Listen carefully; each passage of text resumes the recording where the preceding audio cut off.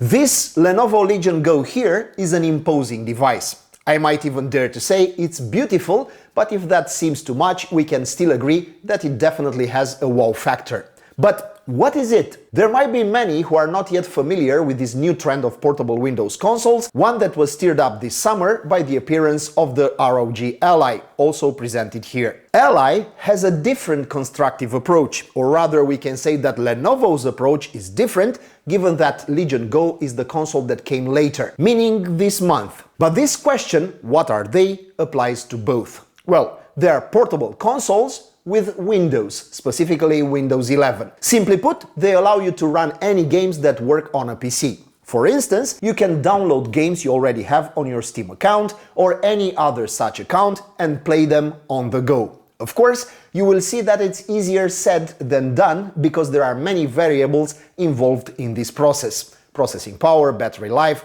actual control, meaning actions performed in the interface and in-game with the help of controllers, and last but not least, Windows itself, which, guess what? It's not optimized for such an experience. Certainly the choice of operating system made by the two manufacturers, Asus and Lenovo, undoubtedly has benefits, and the most important is the one just mentioned, that these devices run absolutely any Windows game. But the implementation of the most popular operating system on such devices is not perfect. Alright, returning to the answer to what they are, it can also be said that they are Windows replicas of the Steam Deck, the famous portable console from Valve, which, by the way, recently received a new version. In the case of the Steam Deck, a console that already has a niche of enthusiasts, the advantage is that it benefits from a dedicated proprietary operating system, namely SteamOS, which makes the experience smoother and somewhat dedicated to gaming, but this is also its vulnerability, because not all PC games, not even all those on Steam, the platform also owned by Valve,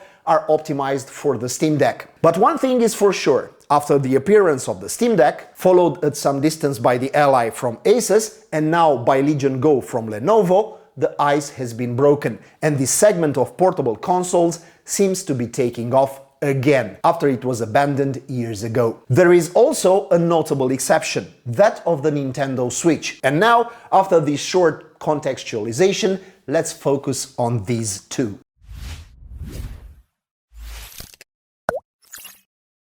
I've noticed that most reviews on the internet discuss these two consoles together and compare them spec by spec from the perspective of features and raw performance, and I believe that this is a mistake, because they can't see the forest for the trees. Even serious publications and big YouTubers have fallen into this trap, thinking they are comparing apples to apples, when in fact they are apples and oranges. Yes, it's true that both Ally and Legion Go are portable Windows consoles, that both run the same games and that they share a good part of the hardware. They are powered by dedicated AMD Ryzen Z1 or Z1 Extreme processors, have 16 gigs of RAM, blah blah blah. But the spec-by-spec comparison does not tell the whole story, and the two consoles could not be more different from the perspective of the user experience. A different experience given by the different constructive solutions. And after all, the experience is what counts and what has made, for example, the Nintendo Switch one of the best-selling consoles of all time,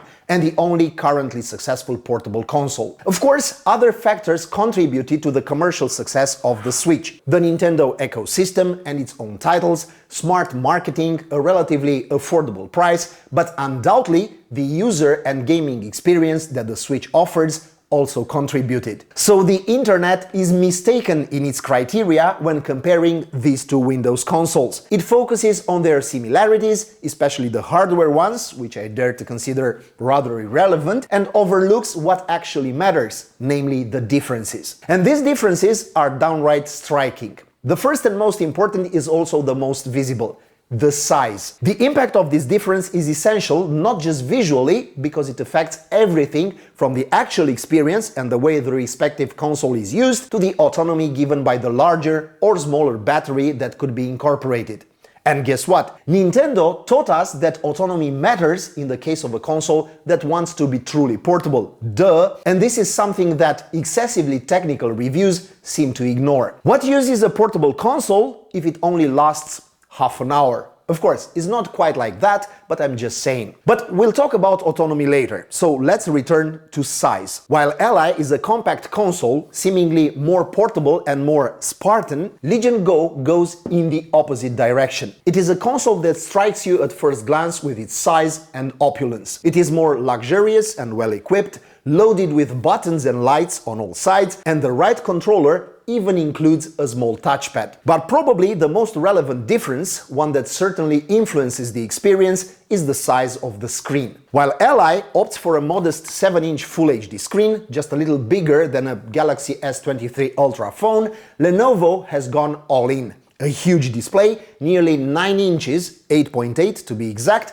with an even higher resolution, 2560 by 1600 pixels. So while Ally can be compared to a phone, Legion Go is a tablet. And the difference between playing on a phone and playing on a tablet, or dare I say, even on a laptop, is not negligible. And another thing becomes clear here. The truly portable device is the ROG Ally. Ally is indeed larger and bulkier than any phone, but if the benchmark for portable consoles is the Nintendo Switch, and it is, given the 132 million units sold, then Ally is the closest of the two to a Switch. So if you want a truly on-the-go experience, Ally is the better option, the one that takes up less space and the one you can throw in a backpack and head out into the world. The second fundamental difference that seems to have been too little emphasized in the reviews so far is the constructive solution chosen by each of the two manufacturers. And here, Lenovo seems to have been inspired by Nintendo with the two detachable controllers. Yes, at Legion Go, the controllers detach and can be used independently. The screen in turn, or rather the body of the console, has like the Switch a stand on the back that unfolds, which allows the console to be positioned on a desk. What does this mean? That in theory, Legion Go is more versatile than Ally, having this additional desktop mode, a page taken from Nintendo Playbook. But here comes another problem. The mechanism for attaching and detaching the controllers does not inspire me much confidence. The locks are at the bottom of the controllers, not a very fortunate position, and buried in their body. Then you pull them, during which you press a bunch of other buttons you shouldn't press. The travel is very short and the controllers are detached by pulling down. With the Switch, it's the exact opposite. The controllers are very easy to detach. Just unlock a small latch located at the top and which you can easily find by touch. The extraction path is long, this translates into a very good guidance, and the Joy-Cons are removed through the top. When you reattach them, the movement is perfectly natural from top to bottom. The guide is long and hard to miss, so you don't risk breaking anything or pressing something by mistake. With Legion Go, the mechanism is at least awkward. You reattach the controller from the bottom up, which is unnatural. I'm talking here about grip and how you have to hold the console to do this operation. You fumble to hit the edges and the travel is so short that I detached and reattached them several times to make sure they were fixed. But beyond this inconvenience, I encountered an even bigger one: the actual ergonomics of the controllers. In their desire to offer everything and then some, Lenovo has overloaded the controllers with buttons. There isn't a square centimeter on their surface where you won't find the button. It's almost impossible to put the console down from your hand onto the table without pressing something. It's impossible to detach or attach the controllers without triggering some process on the screen, because obviously you've pressed a button. So it drove me crazy. Yes, I understood what Lenovo wanted to do, to give you absolutely all the controls at your fingertips. But guess what? They've complicated and overloaded the layout so much that there's no space left for grip, a place to put your hand without accidentally pressing something. So again, Ally is the more ergonomic solution, simpler and easier to use. On Ally, the front of the controllers is covered by an Xbox-style button layout, while on the back, where the fingers rest, there are just two not very large buttons, positioned in such a way that you don't press them unless you intend to, meaning you can grab the console without giving any unintended commands. On Legion Go, the back of the two controllers has two huge buttons each, which on top of being very large are also very easy to press and have a damn short travel. A mere breeze of a touch triggers them. And wait, that's not all. The right controller also has two more such buttons on the side. It's madness. Buttons that fall right in the palm of your hand when you hold the console, and which you just can't avoid pressing. And imagine that in addition to all this diarrhea of buttons and controls, there's also a clickable scroll wheel, also on the right controller, and the power and volume buttons found on the console body, and then the fact that the screen itself is, of course, touch. I rest my case, it drives me nuts. The only thing I really liked is this little touchpad over here, also on the right controller, which should be called a thumb pad because you move the cursor on the screen with your thumb, and whose utility is indisputable. This addition is a big plus for Legion Go over ROG Ally. Why? Because of Windows. This little thumb pad on Legion Go is just what's needed to control the operating system, the interface, the in-game menus, etc. I mentioned earlier that Windows is not the ideal OS for such a device from the perspective of control and interface manipulation, but this small and smart addition positively influences the user experience. And for me, as an avid Switch user, focused on experience and ease of use, interacting with the device is more important than performance or hardware features. After all, the goal is to play games, and as the saying goes, you don't play Cinebench or 3D Mark. Returning now to our analysis, with the controllers attached, Legion Go is simply huge. And now let's discuss both the good and the bad parts of this choice. And the first observation is that Legion Go is not exactly portable. At nearly 9 inches, which is the size of the screen, plus the two large controllers, and a total weight of 854 grams, for f***'s sake it's almost 1 kilogram, Legion Go is hard to qualify as portable. Then, also because of the dimensions and because of the two detachable controllers, it seems more fragile than Ally. You don't feel just like throwing it in a backpack and setting off into the world, so you also need a case for this console. You find it in the package, but it also adds volume and weight. In addition, the detachable controllers do not contribute to the rigidity of the assembly. On the contrary, they make Legion Go more sensitive to twisting. You feel it when you do this, so go easy with it and with throwing the console in a backpack among blunt objects. And now let's see the good part. From the point of view of the gaming experience, thanks to its increased dimensions, Legion Go is in a league of its own. Duh, it's normal that playing on nearly 9 inches is a more pleasant experience than playing on 7. So, the screen is fantastic, but I refuse to engage in foolish discussions about resolutions and frequencies, because it seems to me simply irrelevant at these sizes. May I remind you that the Switch, the best-selling portable console of the moment, has a resolution of 720p? Who gives a f***, apart from hardcore spec enthusiasts? In the realm of portable consoles, less is more is a basic rule. Yes, we could dive into a sterile argument about how Legion Go has a frequency of 144 Hz, while Ally is only 120, and that Legion Go has a 16:10 format, which makes it squarer, while ROG Ally is 16:9, that one has QHD resolution, while the other is just Full HD, but that would mean missing the point, which is that at these sizes, these technicalities really don't matter. Only the effective size matters, which in the case of Legion Go is larger and therefore offers a superior gaming immersion. And in the case of Ally, it's smaller, which translates into better portability. Let's simplify things even further. Ally is a closer experience to that of a phone or a Switch, while Legion Go seems to me like some sort of laptop replacement. And look, I believe this expression best represents what Legion Go actually is. With its dimensions, performance, specification, even those little special features like the thumb pad, Legion Go comes closer to the experience of a gaming laptop, while Ally remains a true portable console. Now, both cost $700 at the moment in the configuration with the Ryzen Z1 Extreme, but as I have argued so far, they could not be more different in terms of the user experience. And now I come with a question that is probably on many people's lips. How do they compare with a laptop at an equivalent price? And I found a lot of such laptops around the $700 mark, from the Asus TUF series or Lenovo's IdeaPad Gaming, some quite attractive. Core i5 or even i7,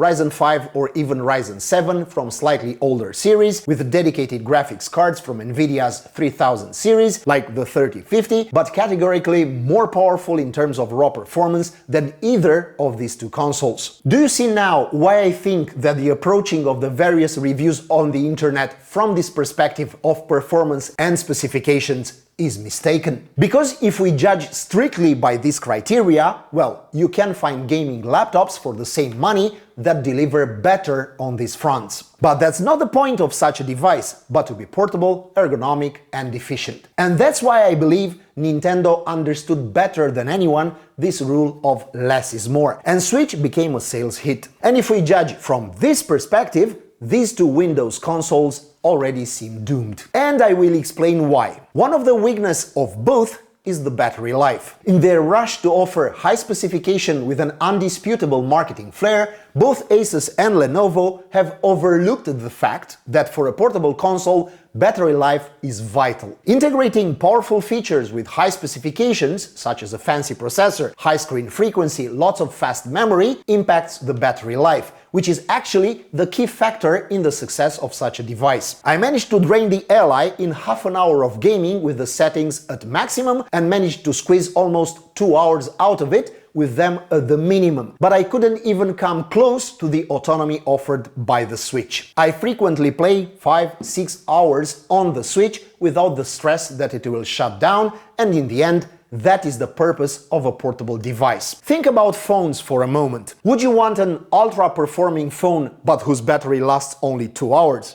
Probably not. And another thing, I mentioned earlier that on Ally I had to lower all the settings to get close to 2 hours of play. Well then, what's the point of a high resolution and frequency screen when it defies the very purpose of such a device? Moreover, by increasing the level of detail, resolution, frequency, the processor also works harder and consumes more. So if I have to lower the settings to play more smoothly and for a longer time, what sense do all these features and capabilities have in the first place? So I pay for them, for raw power and high specifications, just to lower the settings so the battery lasts a bit longer. Some might answer that I need them to connect the console to a monitor or TV and play that way. Let's consider this scenario, especially since both consoles have this capability. But this feature is, in my opinion, marginal, because then these so-called portable consoles don't really differ from traditional ones, or from a laptop like the ones mentioned before. And in this comparison, well, Ally and Legion Go lose the match. Why? Because a PS5 costs $500, you feel me? And an Xbox Series S, which offers comparable brute performance to these, costs $250 or even less. So no, this thing that you can connect them to a socket and play on an external display, I say it doesn't hold up. You can do that with any console dramatically cheaper. From the other perspective, that of portability, their reduced battery life defies the very declared purpose of these two consoles. Let's look a little at Legion Go's battery life. I lowered the resolution to Full HD, so not QHD, and the frequency from 144 Hz to 60, and I managed to play about 2.5 hours. But Legion Go is bigger than Ally and therefore can incorporate a bigger battery. But it also has a larger and faster screen, which therefore consumes more. So the advantage given by size is cancelled out by size again, that of the screen and its high specifications. And if I play Full HD at 60 Hz, what's the point of paying for a QHD screen at 144 Hz? As an old Switch user, a console without performance pretensions, I understand why this one is so successful and this caused me so much bewilderment. At $300 or $350 depending on the version, the Switch is relatively cheap, has a huge battery life, is truly lightweight and portable, connects to the TV with minimally decent results, and has unparalleled simplicity. Therefore, if you were to ask me which of these two I would choose, my answer would be this. I would choose the Ally with the weaker processor, the simple Z1, not the Extreme. It's cheaper, less energy hungry because the processor is weaker, and if you also lower the resolution and settings, which doesn't bother me at all on a 7-inch screen, I think I'm getting closer to what a portable console should be in terms of experience, battery life, and price. I haven't tested that model, but my instinct tells me it might be the better choice. Then, still strictly from the perspective of portability, I prefer the monolithic layout of the Ally, and not least its simplicity. However, I will also give points to Legion Go for innovation and boldness. Legion Go is without a doubt the more elaborate, more complex, more opulent, and ultimately more spectacular console. But what excites me most about Legion Go is something else. I expected it to be as similar to Ally as 2 drops of water, but fortunately, that didn't happen. Lenovo has found its own path with this larger format, with detachable controllers, with all the myriad of buttons, with that thumb pad that smoothens the control in Windows, and last but not least, with the splendid 9-inch screen. Sure, it's not the most suitable for the purpose of such a device, but it has an undeniable wow factor. The 2 consoles don't copy each other and don't even resemble each other. And that makes me hope that in the not distant future, many of the problems discussed here, such as battery life, the balance between performance and battery life, operating system control, and all the rest, will be resolved one by one. In the end, both Ally and Legion Go are just the first iterations of a species that I hope will gain ground and take off. Manufacturers will understand over time where they went wrong and what they need to improve, and maybe, at some point, portable consoles like these will become as popular as they once were. I admit I missed this category, and beyond the hopefully constructive criticisms in this video, I am pleased that these devices have started again to exist. Okay, now tell us in the comment section how you like these 2 consoles. Which one do you like more and why? Would you buy such a thing over a gaming laptop or a classic console? If yes, why? If no, why? What do you think are the main qualities but also the main defects of these 2 devices? And on this note, we end here. Please subscribe to our channel. I thank you anyway and wish you happy gaming, regardless of the device you choose to do it on.